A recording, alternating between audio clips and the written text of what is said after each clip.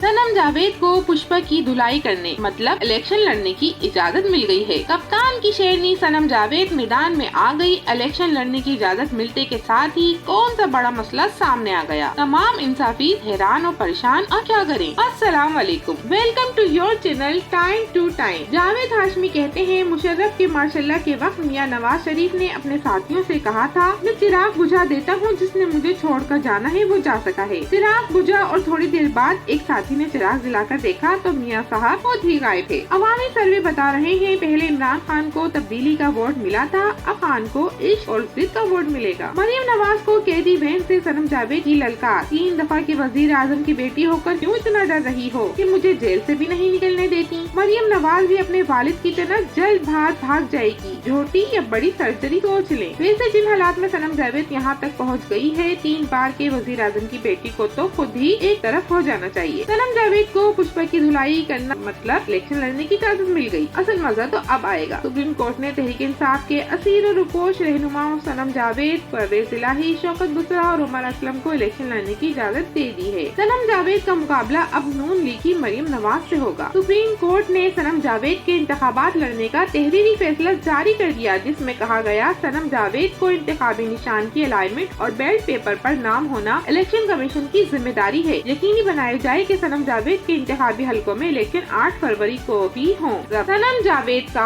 आइन में दिया अपना बुनियादी हक लेने के लिए भी सुप्रीम कोर्ट जाना पड़ा। इस सिस्टम को तो तेजाब से गुसल देने की जरूरत पेश आ गई है। सुप्रीम कोर्ट फैसले के बाद मरियम नवाज की छठी जमानत भी जब्त। सनम जावेद को एनए 119, एनए 120 और पीपी 150 में इलेक्शन लड़ने की इजाजत मिल गई है। सनम जावेद 2 कौमी असेंबली और 1 सूबाई असेंबली के हलकों से मैदान में उतरेंगी। सनम जावेद को इलेक्शन लड़ने की इजाजत ये इस इलेक्शन की सबसे बड़ी खबरों में से एक खबर है। अब सवाल ये उठ रहे हैं कि सनम जावेद और मरियम नवाज का अगर मुकाबला हो जाता है तो इलेक्शन के बाद मरियम नवाज हमेशा के लिए सियासत छोड़ने पर मजबूर हो जाएंगी।